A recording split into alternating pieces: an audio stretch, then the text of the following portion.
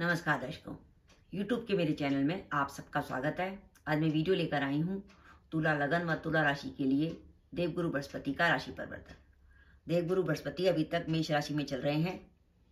1 मई 2024 से देवगुरु बृहस्पति वृषभ राशि में प्रवेश करने वाले हैं। गुरु का वृषभ राशि में गोचर तुला लगन व तुला राशि के लिए कैसा रहेगा, इस वीडियो में हम इसी बात का विचार करेंगे। तुला लगन में बात करें तो गुरु बनते हैं तीसरे और छठे भाव के स्वामी। तुला लगन के लग्नेश बनते हैं शुक्र, और गुरु के शुक्र से मित्रता नहीं है। दोनों ही विद्वान ग्रह हैं, दोनों ही पंडिताई करते हैं और दोनों के आपस में मित्रता नहीं है। साथ ही गुरु की बात करें तो गुरु एक तो तीसरे भाव के स्वामी बनते हैं, एक छठे भाव के स्वामी बनते हैं। यानी गुरु तुला लगन के लिए कोई खास बढ़िया ग्रह नहीं है। आपको ज्यादा बढ़िया उम्मीद गुरु से नहीं करनी चाहिए। लेकिन हाँ, अगर गुरु की कोई बहुत अच्छी पोजीशन हो, जैसे गुरु तुला लगन में दशम भाव में बैठे हों या सप्तम में बैठे हों या भाग्य भाव में बैठे हों, तो वो गुरु आपको अच्छा रिजल्ट दे सकते हैं। अब हम बात कर रहे हैं ऐसे गुरु की जो तुला लगन में तीसरे और छठे भाव का स्वामी बनता है, और वर्तमान में वो अभी सप्तम में गोचर कर रहे थे। लेकिन अब 1 मई 2024 को वो गुरु चले जाएंगे अष्टम में। यानी देखिए, आपका तीसरा और छठे भाव का स्वामी अष्टम में चला जाएगा। छठा भाव होता है हमारा ऋण रोग शत्रु।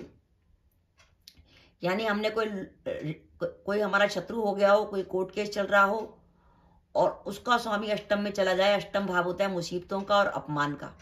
यानी यहाँ तो कोर्ट केस बना और यहाँ पे अपमान हुआ, यानी पुलिस केस बना। इसलिए सबसे इंपॉर्टेंट बात कि अगर आपका तुला लगन व तुला राशि है और वर्तमान में सन 2024 में आपकी कुंडली में गुरु की महादशा या गुरु की अंतर्दशा चल रही है, तो विशेष सावधानी बरतिएगा। विशेषकर 1-2 बातों के लिए तो बहुत सावधानी बरतिएगा। पहली बात, क्योंकि गुरु की महादशा गुरु की अंतर्दशा चल रही है, तो गुरु आपको विशेष रूप से प्रभाव देने वाला है। पहला प्रभाव पुलिस केस। अगर आपका वर्तमान में कोई कोर्ट केस चल रहा है तो अपने वकील से बात कर लीजिए। उसमें कुछ नेगेटिविटी आने की संभावना बनती है, क्योंकि गुरु की महादशा अंतर्दशा जो चल रही है वो गुरु गोचर में अष्टम में चला गया। तो पुलिस केस में और आगे बढ़ के किसी से कोई विवाद मत लीजिएगा, किसी से लड़ाई झगड़ा मत कीजिएगा। आपकी जरा सी गलती जो है आपको किसी पुलिस केस में फंसा सकती है। साथ ही सरकार से बहस संदर्भ में कि जो लोग सरकारी नौकरी में हैं उन पर ऑफिस में किसी कारण कोई अनुशासनात्मक कार्रवाई ना हो जाए, कोई सस्पेंशन की बात ना हो जाए, कोई चार्जशीट जारी ना हो जाए।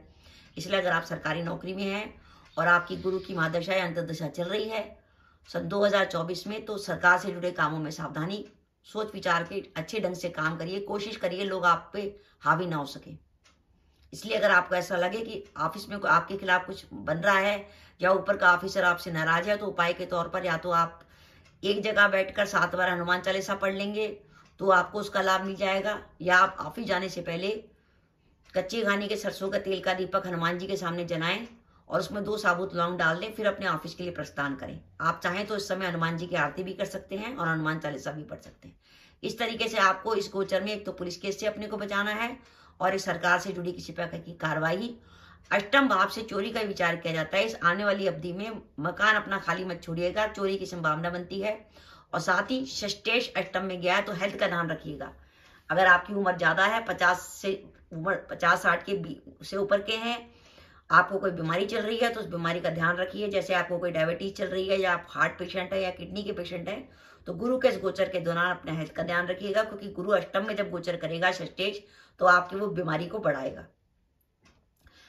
गुरु का अष्टम में गोचर होगा, गुरु की आपकी वाणी भाव पर दृष्टि होगी, तो जब तक गुरु अष्टम में गोचर करेंगे आप देखेंगे कई बार आपकी वाणी खुद ही कटु हो जाएगी। आपको अचंभा होगा, मैंने ऐसी तेजी से बात कैसे कह दी। और कई बार आपके मुंह से कुछ झूठी बातें भी निकल सकती हैं। विशेषकर उस स्थिति में तो बहुत निकल सकती हैं अगर बाई चांस आपकी कुंडली में अष्टम में राहु बैठा हो और उस पर अगर गुरु का गोचर हो, तो आप कई बार झूठ बोलने से नहीं कतराएंगे। साथ ही कार्यस्थल पर परेशानी का समय, क्योंकि अष्टम में किसी ग्रह का गोचर हुआ है, तो ऐसी स्थिति में क्योंकि षष्टेश अष्टम में गया है, कार्यस्थल पर आपके कोई शत्रु आपको परेशान करने की कोशिश कर सकते हैं। और गुरु का एक गोचर जॉब में किसी प्रकार के खतरा या परेशानी भी पैदा कर सकता है। मेरा उद्देश्य आपको डराने का नहीं है, मेरा उद्देश्य आपको सिर्फ सावधान करने का है कि जो भी डिसीजन ले अच्छी तरह ले।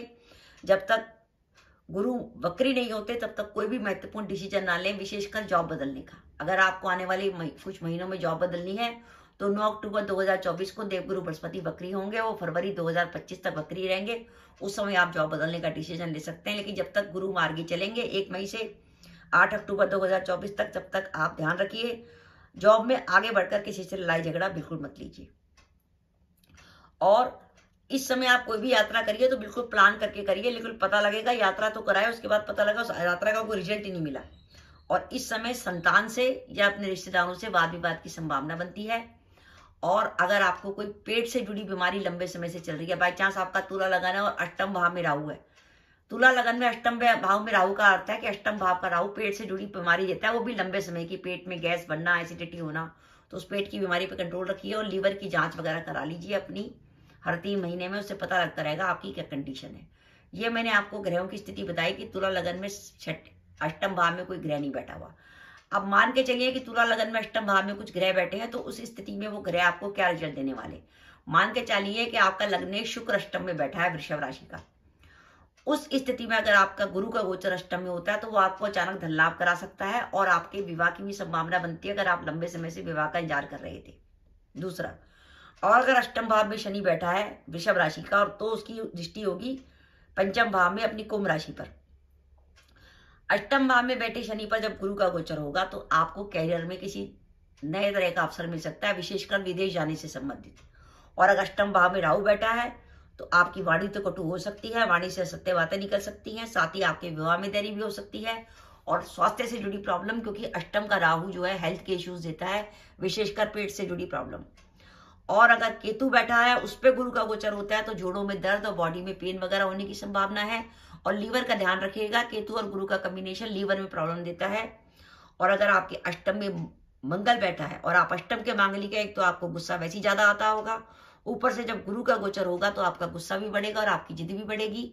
ब्लड प्रेशर का ध्यान रखिएगा, ऐसी चीजें मत खाइएगा जिससे ब्लड प्रेशर बढ़े, नमक कम कर दीजिएगा। हाँ, अगर गुरु के इस गोचर में आप प्रॉपर्टी से जुड़ा कोई काम करते हैं या किसी जमीन का लेन देन करते हैं, उसमें आपको फायदा हो सकता है। और ध्यान रखिए 9 अक्टूबर 2024 को जैसे ही देवगुरु बृहस्पति वक्री होंगे, वो फरवरी 2025 तक वक्री रहेंगे, तो गुरु के वक्री रहने के दौरान ये नेगेटिविटी काफी हद तक कम हो जाएगी और आपको कुछ पॉजिटिव अनुभव महसूस होंगे। तो दर्शकों, मेरा वीडियो था कि तुला लगन व तुला राशि के लिए आने वाले 13 महीने कैसे जाने वाले हैं जब देवगुरु बृहस्पति वृषभ राशि में गोचर करेंगे। वृषभ राशि तुला लगन से अष्टम में आती है। ध्यान रखिएगा, आपका तुला लगन व तुला राशि है और बाई चांस आपकी कुंडली में इस समय गुरु की महादशा गुरु की अंतर्दशा चल रही है, तो ये गोचर आपको विशेष रूप से परेशान कर सकता है। गुरु की कुछ ना कुछ रेमेडी करिए। एक तो गाय को आप रोज रोटी खिलाइए। आप गाय को, क्योंकि गुरु शुक्र की राशि में भ्रमण करेंगे, तो आप गाय को रोज चारा भी खिला सकते हैं। पीली वस्तुओं का दान कर सकते हैं, हल्दी का दान कर सकते हैं, चने की दाल का दान कर सकते हैं। बुधवार की शाम को चने की दाल भिगो दीजिए और गुरुवार की सुबह गाय को खिलाइए।